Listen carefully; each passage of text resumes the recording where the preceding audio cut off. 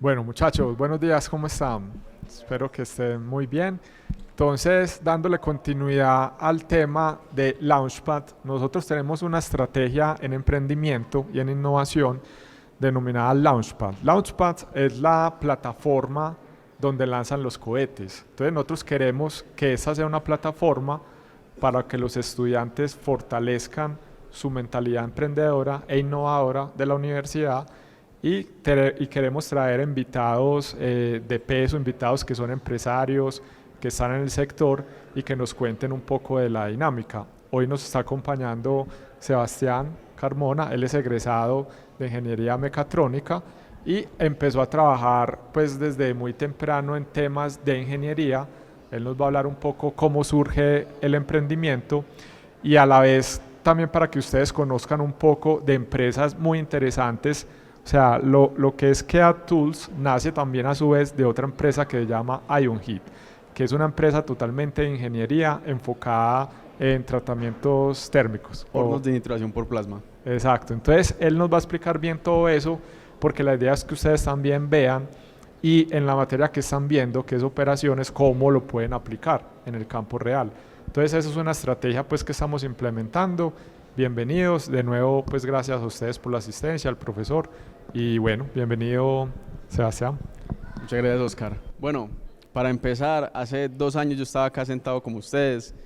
Yo soy egresado del 2022, Ingeniería Mecatrónica, y por cuestiones de la vida, a los 3 o 4 meses que salí de acá, llegué a una empresa por medio de la junta directiva de acá, de la misma IA. Llegué a contactar con el gerente de IonHeat, una empresa de hornos de nitración por plasma. Esa empresa está cultivando un software que se llama Kea Tools, que es para la creación de procesos empresariales de cualquier tipo. A raíz de esa experiencia yo logré sacar mucho conocimiento respecto al tema de los procesos y de cómo un mismo proceso puede cambiar completamente dependiendo del cliente al que le queramos llegar. Pero yo estoy aquí para presentarles sobre cómo crear productos de valor por medio de tecnología. Listo. Yo para eso quiero empezar con una pregunta para ustedes. Para ustedes, ¿qué es un producto de valor? ¿Qué es valor para ustedes? Si alguien quisiera responder qué es valor, alguien que se anime, un producto de valor.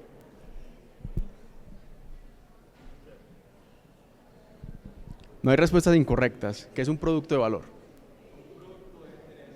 Alto valor. Pues yo diría que un producto debe tener un como alto valor percibido, sobre todo en cuanto a la venta. Percepción. Y el valor pues ya pues digamos que difiere mucho en qué sector está, ¿cierto? Pero sobre todo es como el valor va más en el beneficio, en la diferenciación, en elementos que traigan como sí, cosas relevantes y buenas pues para el consumidor. De acuerdo, totalmente de acuerdo. Algo muy importante al momento de describir un producto de valor es entender que el valor es un criterio completamente subjetivo. Para una persona, un carro puede ser de altísimo valor, para otra puede tener valor nulo. Un producto de valor es aquel que resuelve un problema real de manera efectiva y genera una eficiencia y pues un beneficio tangible hacia un cliente o hacia un usuario, ¿cierto? Eso es un producto de valor. Entonces, muchas empresas manejan lo que es el tema del valor muy diferente, ¿cierto? Por ejemplo, una empresa que maneja operaciones sin instalaciones físicas, por ejemplo, Amazon, ¿qué valor genera o qué los diferencia? ¿Cuál es ese valor agregado que ellos generan? Hay muchas opciones, muchísimas.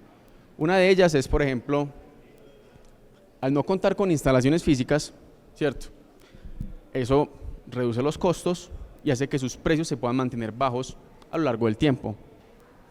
Otro, por ejemplo, es que lo que la empresa se está ahorrando en infraestructura, en manejar equipos, todo eso puede ser redirigido hacia enfocarse en el servicio al cliente, lo que genera una experiencia de usuario mucho más amena.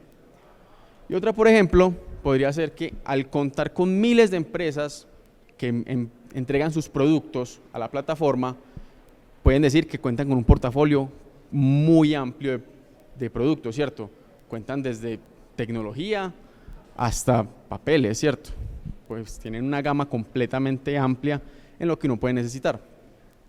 Entonces, ese tema del producto de valor viene, para mi criterio, ¿cierto?, bajo dos circunstancias. Primero, ¿a quién le estamos llegando? Uno, lo primero que tiene que pensar cuando vaya a hablar con alguien y quiera ofrecerle un producto de valor es entender completamente cuál es la necesidad, porque los productos de valor surgen a raíz de un problema o una necesidad. Entonces, si yo vengo a donde alguno de ustedes y les digo, no, yo les tengo un software que sirve para esto, esto y esto y esto, ustedes son empresarios, están en una empresa, no les aportaría absolutamente nada, ¿cierto? A ustedes les aportaría más, no sé, de pronto las respuestas del examen del profesor del final, eso les serviría más que lo que sería el software, ¿cierto? Entonces, lo primero es entender a quién queremos llegar, ¿cierto? Y lo segundo es separar un concepto, tecnología con valor. Actualmente la tecnología está en un boom increíble, ¿cierto? Ahora mismo las tendencias están con la IA, con el tema del IoT, pero hay que entender que no todo lo que es tecnológico presenta valor. Un ejemplo muy claro, si yo digo que me voy a desarrollar, voy a armar una empresa que se va a enfocar en desarrollar separadores de libros tecnológicos, que lo que va a hacer es que me va a pasar las páginas automáticamente y que tiene la mejor tecnología, que maneja framework, que es inalámbrico, que la batería le dura 500 horas. La tecnología se ve, es algo wow, súper tecnológico, pero realmente aporta valor. Pasar una hoja vale la pena invertir, pues invertir plata en un instrumento que algo que no me genera ningún tipo de desgaste, ahí no se encuentra valor. Entonces, al momento de identificar a quién le quiero llegar y qué es lo que tengo que hacer. Nosotros, pues ya hablando como KEA, ya les comenté un poquito más o menos, somos un software para la creación de procesos, ¿cierto? Yo, por mi parte, en este caso soy Product Manager de la empresa y mi trabajo principal es orientar hacia dónde tiene que ir la empresa. Hay un tema muy interesante en esto y es que muchas de las empresas hoy en día se van enfocando en las tendencias tecnológicas que se van manejando, pero si uno da un paso atrás, analiza correctamente qué es lo que está pasando, uno no tiene que apuntar a las tendencias, porque las tendencias no siempre son lo que uno necesita.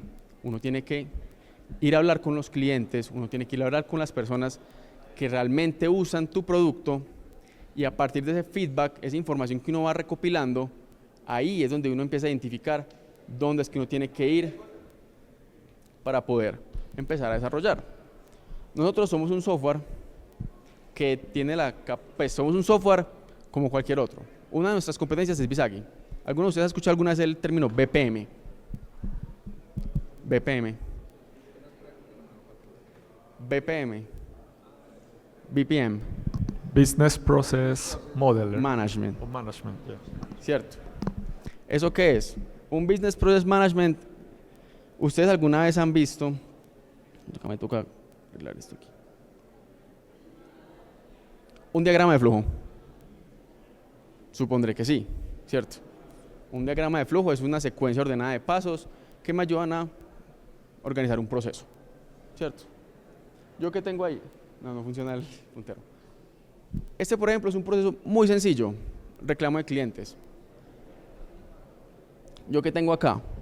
Un producto, algo que le puede servir a una empresa que se encargue de lo que sea, fabricación de piezas, de fabricación de alimento.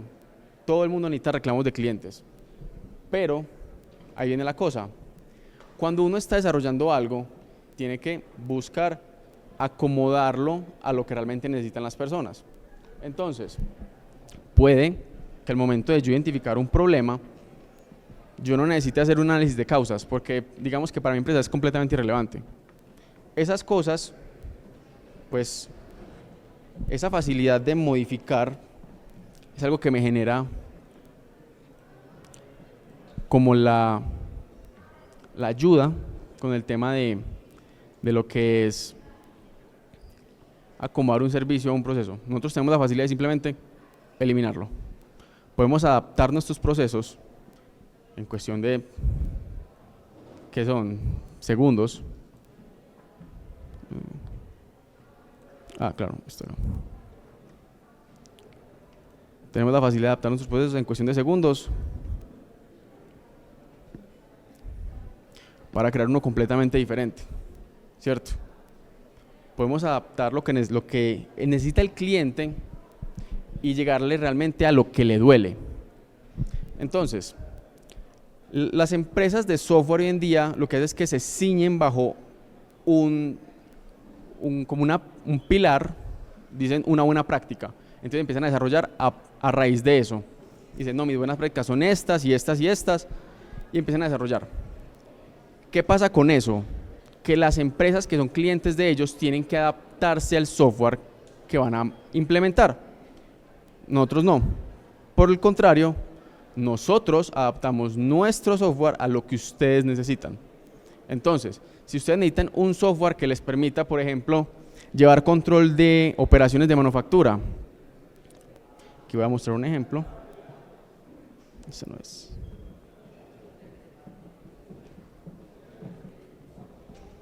Este no.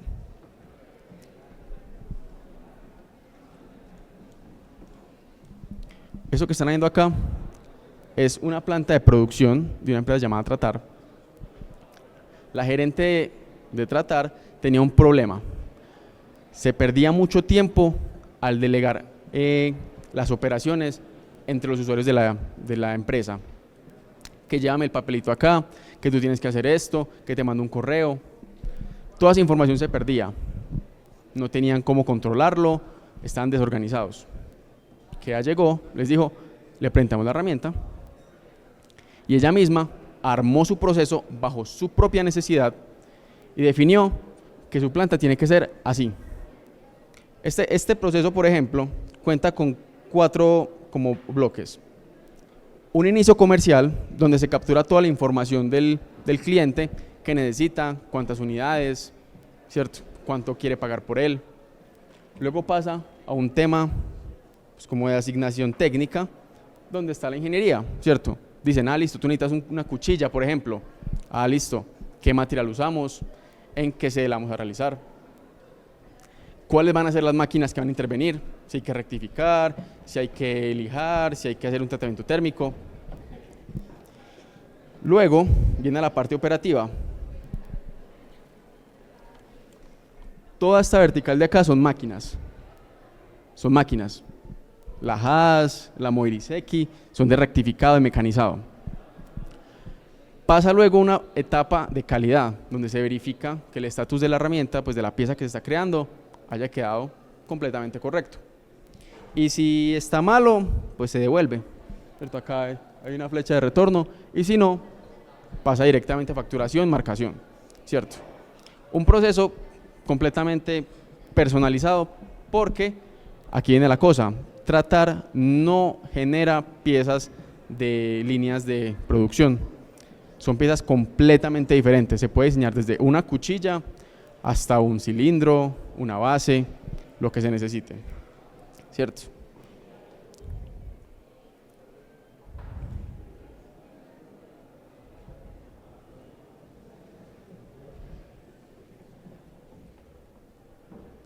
Listo. ¿Qué es importante al momento de desarrollar algo? Cuando uno va a crear un software, ¿cierto? Uno tiene que pensar muy bien qué es lo que yo necesito y qué es lo que necesitan mis usuarios, mis clientes. Entonces es muy importante ser muy riguroso al momento de escoger cuáles van a ser esos aliados o esas herramientas que nos van a ayudar a desarrollar algo, ¿cierto? Hay 3 cosas supremamente importantes, pues para, por lo menos, KEA. Lo primero es la infraestructura. La infraestructura de un aplicativo es el corazón de esta herramienta, ¿cierto? Nosotros, por ejemplo, utilizamos AWS. ¿Por qué? Porque es una herramienta muy conocida en el mercado, porque es muy robusta, es muy flexible y cuenta con muchos servicios, ¿cierto? AWS, por ejemplo, cuenta con servicios de bases de datos, de almacenamiento de información, ¿cierto? Ya temas muy técnicos. Pero pudimos haberlo desarrollado en una opción serverless, que simplemente me hace que corra el aplicativo. Pero de momento no lo necesitamos así, porque estamos muy como familiarizados con el tema de los servicios. Las RPAs. ¿Alguien sabe aquí qué es una RPA? ¿Alguien alguna vez ha usado una RPA? No. RPA son las siglas de Robotic Process Automation. ¿Qué es una RPA? Es, por decirlo, un robot que simula la ejecución de una tarea por un humano. Muy útil para qué? Tareas repetitivas. Por ejemplo, tenemos una empresa y mi persona de contabilidad tiene que procesar una factura una y otra vez. La persona pierde mucho tiempo en desarrollar algo, pues en llenar los datos, en pasarlo de la factura al RP, a lo que tenga que llenarse. Una RPA lo que hace es que dice, listo, dame un comando y yo arranco. Entonces empieza y dice, listo, entonces este valor de acá lo pongo acá, este de acá lo pongo acá. Y esa persona que antes estaba, por así decirlo, esclavizada en realizar estas actividades, todo su tiempo se libera. ¿Y eso qué nos puede generar? Mejoras en temas de costos, hacer que esa persona se enfoque en lo que realmente es valiosa, en pensar. Porque el hacer lo puede hacer cualquiera, pero el pensar es cosa de humanos, ¿cierto? Y luego el tema de las APIs, las conexiones. ¿Alguien sabe aquí qué es una API? No hay problema, no está mal no saber, ¿cierto? Las APIs funcionan, por así decirlo, como un puente entre los aplicativos. Hay una frase muy interesante que es, no hay que inventar la rueda. No sé si ustedes la han escuchado. No tenemos que inventar la rueda, ¿cierto? Deja que los que hagan las cosas bien, las hagan ellos. Tú enfócate en lo que sabes hacer. Una API lo que hace es que te puede conectar dos software de manera muy sencilla. Tú le dices, mira, yo necesito que ese software de allá me pase una información. Entonces tú dices, necesito que tú le digas, ¿qué es esto, esto y esto? El API está listo. Llevo la información, se la entrega al otro software, el otro software le responde y dice, listo, mira, esta es la respuesta, y la API viene y te la devuelve. Entonces te conecta. ¿Por qué es importante todo este tema de acá? Conexiones, escalabilidad, alcance, ¿cierto?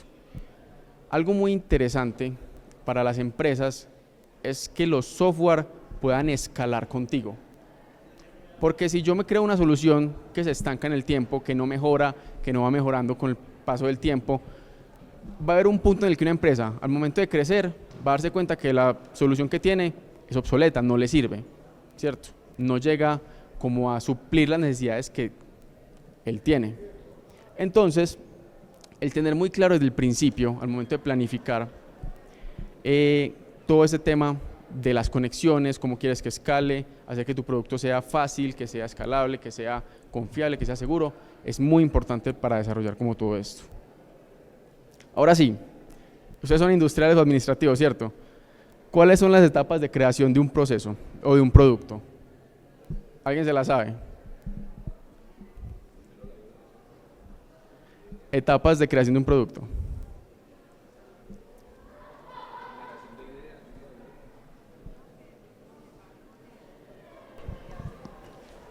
Ok, producto mínimo viable. Es un buen término, pero no se empieza por ahí. Dale. ¿Sí? Listo. Bueno, la primera etapa es la investigación, ¿cierto? Lo primero que uno tiene que hacer para poder desarrollar un producto es saber que hay un problema, que hay una necesidad. Porque sin problema o sin necesidad, ¿qué vamos a desarrollar, cierto? Cuando uno ya no sabe que hay un problema, uno lo investiga. ¿Qué tengo? ¿Qué hago? ¿Cierto? Luego pasa la parte del diseño. ¿Cómo queremos que sea? Lo conceptualizamos. Luego lo planificamos, supremamente importante, planificar. ¿Cómo queremos que ese diseño llegue al punto que queremos? Porque pues todos podemos decir, yo quiero construir un carro. Claro, quiero que sea así, que sea rojo, que tenga 5 llantas. ¿Cómo vamos a hacer para que eso sea una realidad? Hay que planificar muy bien. Luego viene la parte del desarrollo, ejecutar. Y por último, la implementación, ponerlo en marcha. La investigación, ¿cierto? Es la etapa donde identificamos qué es lo que tenemos que solucionar y cómo podríamos solucionarlo. Lluvia de ideas, ¿cierto? ¿Qué debemos usar? quién lo tiene que hacer. Luego en la parte del diseño tenemos, de todas las ideas que generamos, de toda esa lluvia de ideas, cuáles son las más pertinentes, cuáles son las que cumplen con los requisitos solicitados. Luego viene la planificación. Aquí es donde se decide cuál va a ser el paso a paso, se establece un cronograma, unos costos, para definir cómo queremos que esa idea que tenemos, ese diseño que tenemos en mente, se pueda volver una realidad. Luego pues la parte del desarrollo, pondré que esa no hay como que explicar mucho, aquí es donde se empiezan a hacer, se sigue la planificación, se empiezan a construir cosas, se empiezan a comprar cosas, ya se empieza a desarrollar algo. Y ya por último, la implementación. Aquí es donde el producto sale a producción, ¿cierto? Por ejemplo, para un software, en caso de IKEA, con un cliente, cuando ya el cliente está usando el flujo que le creamos. Entonces, yo como Product Manager en IKEA también me encargo de búsqueda de prospectos e implementación de soluciones. Un claro ejemplo de todo esto podría ser una empresa del sector manufacturero quiere crear su planta de producción en IKEA. ¿Yo qué tengo que hacer primero? Yo no puedo decirle, no, listo, de una, vamos. Y yo le intento crear algo ahí bajo lo que yo creo que les sirve. No, porque no estaré haciendo nada. Lo primero que tengo que hacer yo es sentarme y hacer la tarea, investigar sobre la empresa a la que estoy haciendo el desarrollo. ¿Qué hacen? ¿Cuánto facturan? ¿Cuántos empleados tienen? ¿Cierto? ¿Cómo funciona su proceso? Ir a planta con ellos y decir, muéstrenme cómo hacen sus cosas. ¿Cierto? Luego, el diseño. Cuando ya tengo toda esa información recopilada, me creo un boceto, digo, listo. Entonces, primero pasan la orden de producción a contabilidad, luego la prueba de calidad, luego y empiezo a hacer una conexión en cuadritos y rayitas, así funciona IKEA. Y digo, listo, entonces que esta persona me lo aprueba, que luego esta persona lo ejecuta, que luego se revisa, que si no, que se devuelve, diseño. Luego lo desarrollo en la herramienta, ¿cierto? Arrastro los cuadritos, lleno los formularios, capturo la información y ya por último lo implemento. Acá la implementación es algo que a mí me parece como tricky, como, no sé cómo decirlo en español, como, bueno, como curioso, y es que mucha gente se queda en la etapa de implementación. Te lo implementé y me voy. ¿Qué pasa con eso?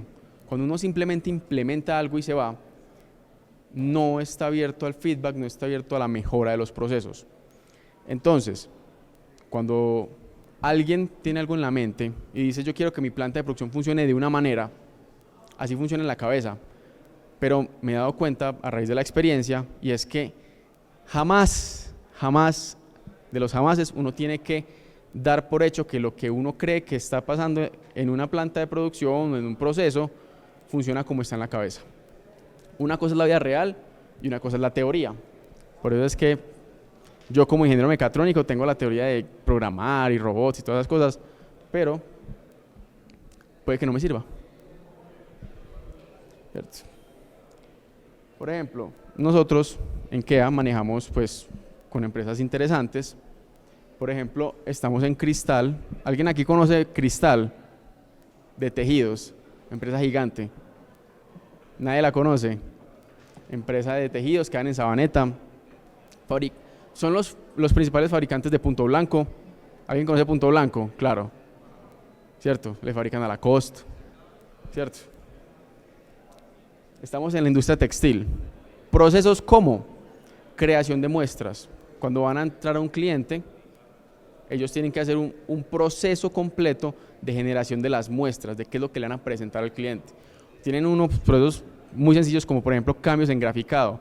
Cuando alguien está diseñando un producto, una camisa, un pantalón, tienen que hacer cambios que tienen que ir reportando ante sus jefes, lo tienen en IKEA. Diferentes tipos. Tenemos a tratar industria manufacturera, ¿cierto? Una empresa que se encarga de crear piezas a la medida. Y estamos con la Alianza Iluma, que es un grupo empresarial que maneja empresas como Premex, Nutreo, Adikim, Ocuo. ¿No conocen ninguna? Deberían empezar a buscar. Muy buenas prácticas. Ellos están enfocados en el tema del bienestar humano y animal. Nutreo, por ejemplo, es una planta de fabricación de alimentos, barras, polvos, por ejemplo, Milo, cosas así. Pues no fabrican Milo, pero algo pues de ese estilo. O por ejemplo, Alura fabrica concentrado de animales, Premex también, ¿cierto? Entonces, yo quiero entrar a una cosa. Ustedes tienen sus celulares, obvio. Quiero mostrarles cómo funciona KEA. Esta no es. ¿Cuál es? Esta acá. Ustedes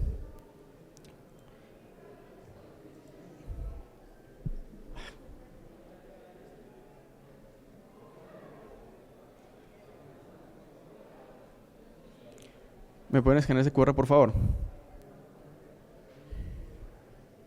Denme un segundo, voy a hacer una cosa antes de...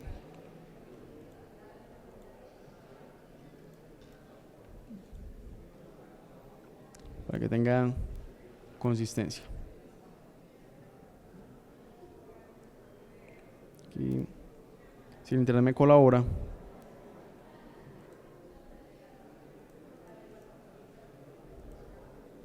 Volví a la versión anterior. Y ahora sí, escaneen por favor. Esto es un ejemplo, ¿cierto? Supongan que estamos haciendo, que ustedes compraron una cosa de ropa de mí. Yo soy una tienda. Y ustedes, por ejemplo, pidieron 50 camisas y les llegaron 20 malas. O 50 chaquetas, les llegaron 10 malas. ¿Cierto? Ustedes me van a tener que dar un reclamo a mí. Un ejemplo. Entonces, ahí ustedes cuando escaneen el QR van a tener un formulario. ¿Quiénes son? ¿De qué empresa son? ¿Cuántas unidades están malas? ¿Cierto?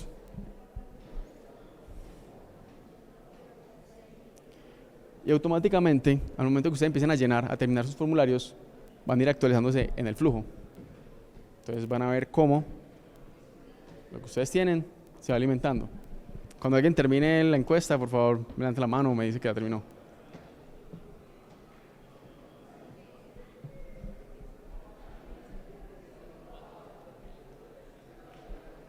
Puede ser ficticio, pueden poner las razones que quieran, el motivo que sea.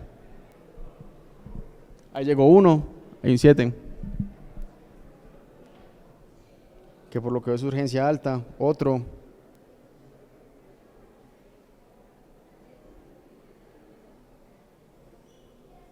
Van llegando, ¿cierto? Y ustedes mismos están viendo cómo se va actualizando el diagrama. Uy.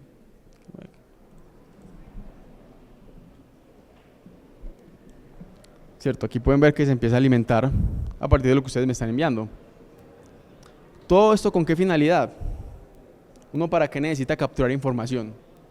Para realizar procesos, pero algo muy importante es para generar métricas, para calcular qué porcentaje estoy incumpliendo, qué estoy haciendo mal, cuáles son mis principales motivos de falla. Toda esta información que yo capturo acá, al final del día, puede ser redirigida a un tablero de control, que con simplemente recargarlo, obviamente esto es en su procesamiento en Power Query anterior, aquí me recarga y ya no son 16, sino que son 24. Entonces, ¿esto qué me puede decir?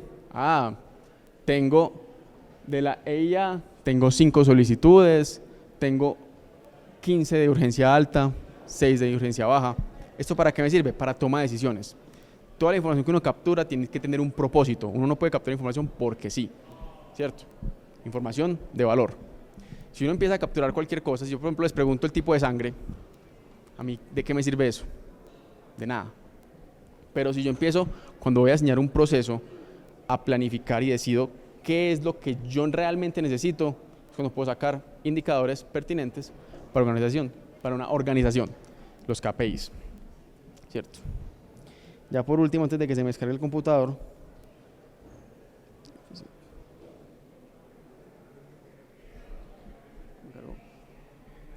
no ha muerto.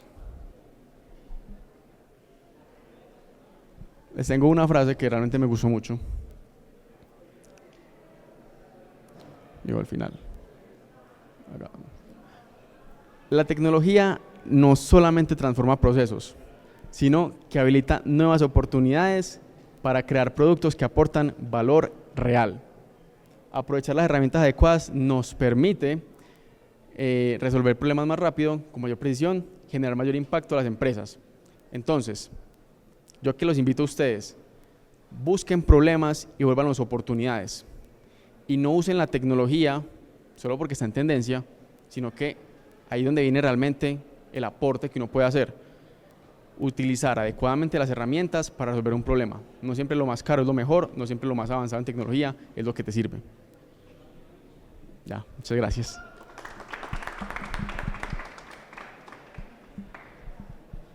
Ahora pasamos al tema de preguntas. Por acá Jorge Sierra. Sebastián, muchas gracias por la participación y por la charla. Te quería preguntar, alguno que va siempre en las organizaciones, siempre encuentra que una colcha de retazos en sus sistemas de información. Entonces hay un software para facturación, pero entonces hay un software para ERP, que es el que estamos viendo ahora, que es el MRP, el básico, pero ya evolucionó pues a los ERP, pero también hay un software de customización o de fidelización, que es un CRM, pues. Cuando ustedes encuentran ese tipo de escenarios, ¿cierto? ¿Cómo hace uno para poder hacer esa integración de todos esos sistemas, teniendo en cuenta que muchos de ellos no fueron comprados o fueron licenciados y pagan la licencia, sino que son hechos in-house, o sea, con los mismos desarrolladores de la empresa? Entonces encontrás otro tema adicional donde la estrategia puede ser, venga, trabajemos conjuntamente con los desarrolladores, o más bien migremos hacia un metasistema, que puede ser el que tú nos acabas de proponer allí. ¿Cómo es la metodología que ustedes realizan? Listo. Personalmente, cuando yo entro donde un cliente, lo primero que uno tiene que preguntar es qué es lo que ustedes están usando, qué ERP manejan. Por ejemplo, el más conocido de todos, SAP. Supondré que ya lo conocen, profe, ya le enseñó. ¿Saben algo? ¿Cierto? Por ejemplo, SAP. SAP es una herramienta supremamente grande, supremamente fuerte, supremamente robusta, pero supremamente inflexible. Lo que suple SAP para hacer pues, su tema de la inflexibilidad es, pues la rigidez que tiene, es que ellos desarrollan por aparte módulos para atacar temas específicos. ¿Cuál es el problema? Es carísimo, ¿cierto? Un módulo de SAP te puede costar lo que te quieras imaginar, ¿cierto? No tengo un precio en mente, pero son muy caros. Nosotros cuando entramos a una empresa le decimos, mira, tú tienes este software acá, este software acá, este software acá, y vemos que tienen como de manera muy dispersa la información. Entonces decimos, te lo juntamos todo, hacemos que por medio de APIs, conexiones, de robots, toda la información que tienes allá, te la traemos aquí. Y ya cuando tienes toda tu información, la contable, la de inventarios, la de talento humano, la de contratación, de cualquier tipo de procesos, te la traemos a un mismo lugar, eso genera valor. Porque dicen, ya no tengo que estar buscando en mi ERP, luego irme a buscar a mi otro software, luego irme a otro lado y tener que aprenderme o aprender a usar 5 softwares diferentes, sino que solamente aprendo a usar uno y ahí tengo toda mi información consolidada. ¿Cierto? Buscar cómo distinguirnos es como importante. Y la experiencia que han tenido cuando el software desarrollado in-house, que el de sistema se fue y quedó ahí ese software ahí de compras, ahí ¿qué es mejor? ¿Tratar de mejorar el actual migrarlo. O decir, venga, empecemos de nuevo otra cosa? Es migrarlo. Honestamente, pues a lo que yo tengo concebido, pues yo no hablo de mucha experiencia, tengo 2 años pues como en entorno laboral, pero buscar soluciones específicas nunca es la mejor opción. Uno siempre tiene que buscar por opciones que puedan escalar, que sean genéricas, que te ayuden a capturar todos los posibles casos. Porque ¿qué pasa si hay un caso específico que no te está pasando hoy, pero que dentro de 5 días se empieza a disparar? Tu software que creaste para los 99 que tenías ya no te va a servir porque ahora la nueva tendencia es este caso que no capturaste. En cambio, si capturas todos los posibles casos, ahí sí. Pueden cambiar, pueden hacer y simplemente el software ya está diseñado para tomar esa información. ¿Qué otra cosa? Tener esa facilidad de mejorar los procesos. Los procesos no son estáticos. Este más que nadie lo debe saber. Un proceso cambia con el tiempo. ¿Por qué? Por las circunstancias externas, por temas organizacionales, cambios en las empresas, cambios en los directivos. Todo cambia, ¿cierto? Entonces, uno tiene que cambiar con los procesos. ¿Y qué te permite eso? Te permite ir modificando tus procesos. Que no, que antes tenía el área de logística separada del área de inventario, porque tenía dos grupos diferentes. ¿Qué pasó?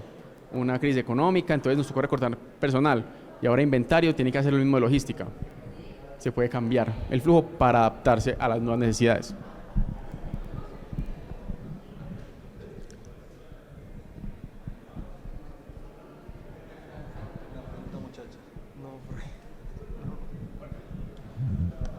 Una que sí teníamos por aquí. ¿Cómo llegaste, digamos, a ese emprendimiento?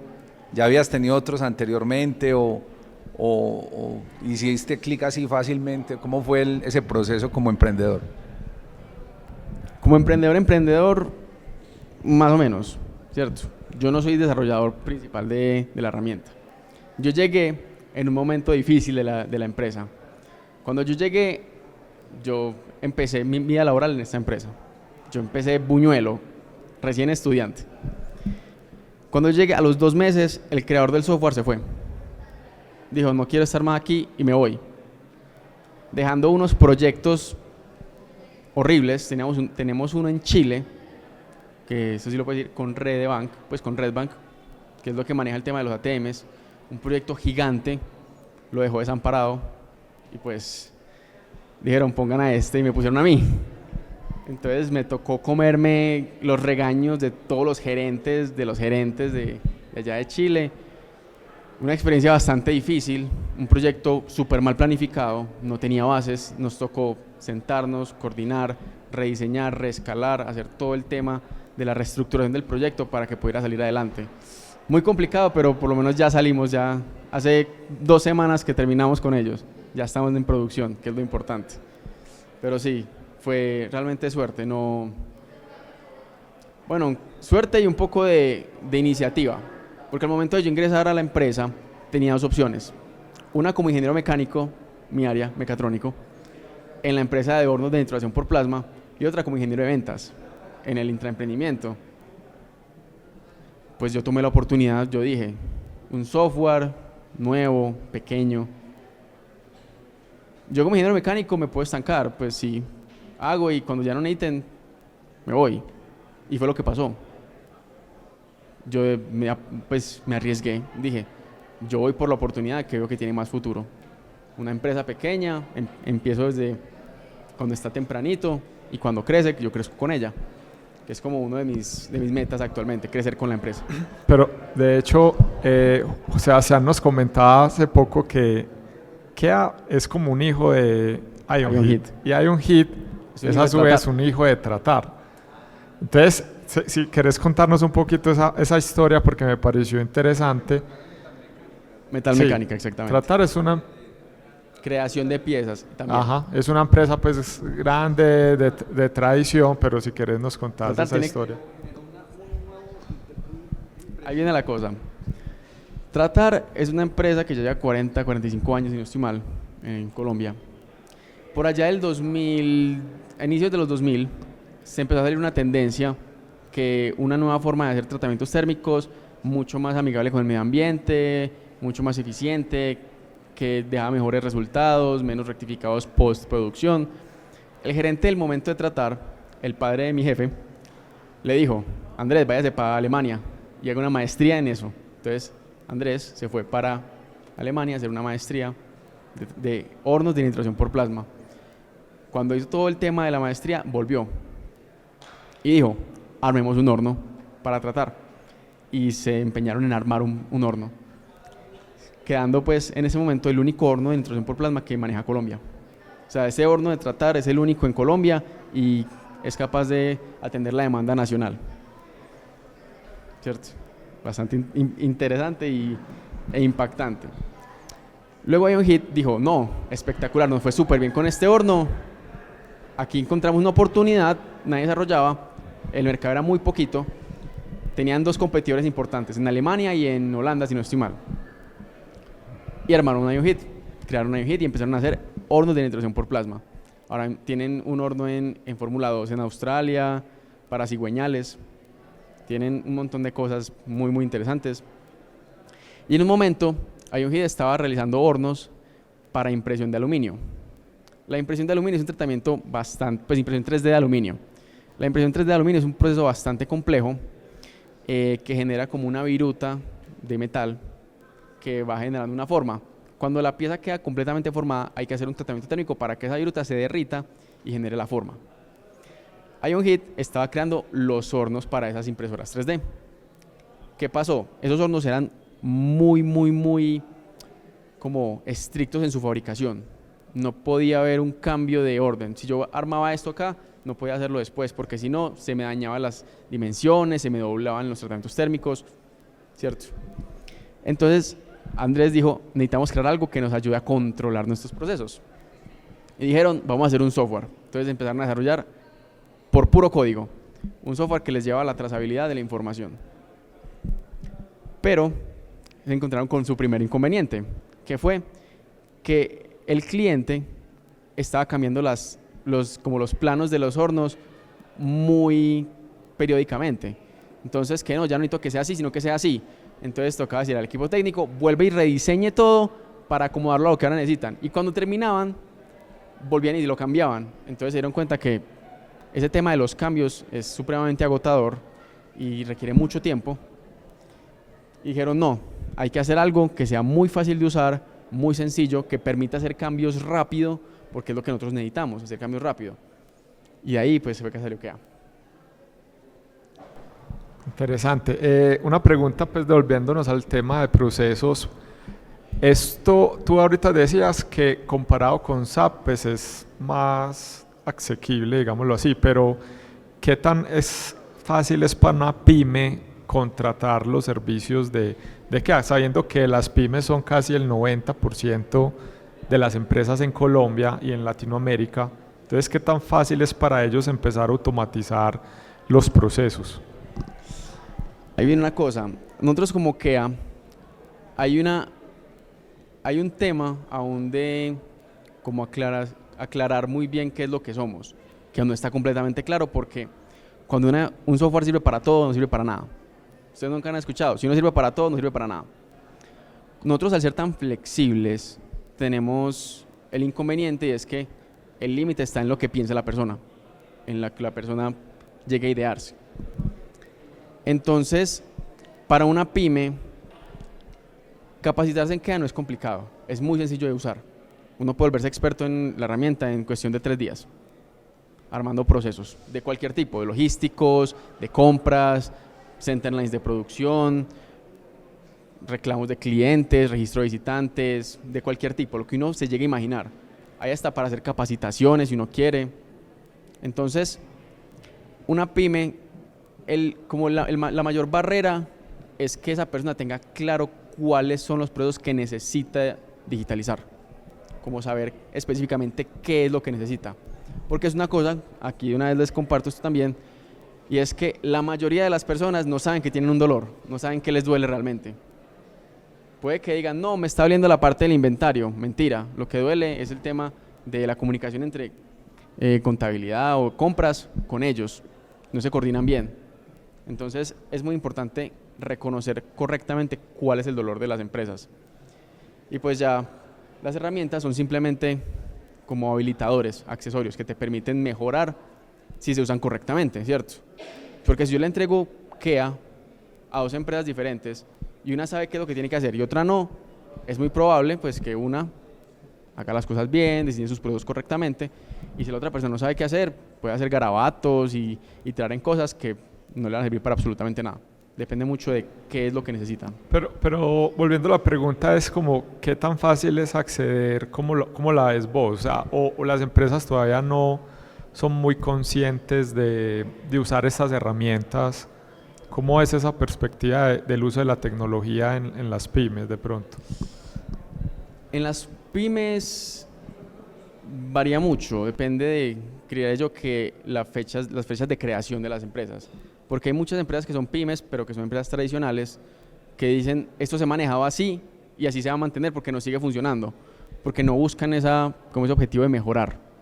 Entonces, ¿cómo entrar a ellas si ellas nos dejan entrar? Porque hay mucha gente que es muy reacia al cambio, no te dejan entrar tan fácilmente porque dicen, es que no sé si eso me va a funcionar, es que no sé si eso me va a mejorar las cosas. Entonces hay que buscar la manera de hacerle entender como con porcentajes. Sirven mucho los KPIs, es decir, implementar esta solución te mejora un 30% la eficiencia, un 50% la eficiencia, te reduce totalmente los costos en papel, te evita los delays en las comunicaciones entre las personas, no te genera correos muertos, pues que no llegan, pues que no se responden, te asegura la integridad de la información, toda la trazabilidad de la información, quién lo hizo, cuándo lo hizo, qué cambios se hicieron. Entonces hay que buscar cómo hacer que lo que nosotros estamos ofreciendo les sea de valor.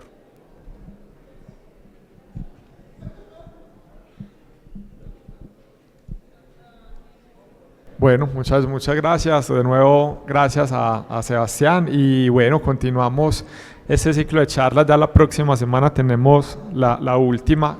Va a venir el fundador de Bosi. Bosi es una empresa de inteligencia artificial enfocada en call center. Entonces él está haciendo una gran revolución en cómo automatizar y robotizar. También es de, digámoslo, automatización, pero de procesos de conversación. Entonces, no sé si ustedes han escuchado que cuando hay veces uno llama a pedir una cita médica, ya le contesta es un robot. En parte ya ha sido automatizado por él. Y es interesante porque él nos va a hablar de financiación y él accedió a una ronda de $20 millones. Entonces, nos va a contar ese proceso. Entonces, bienvenidos. Y de nuevo, pues, a Sebastián, muchas gracias. Con todo el gusto.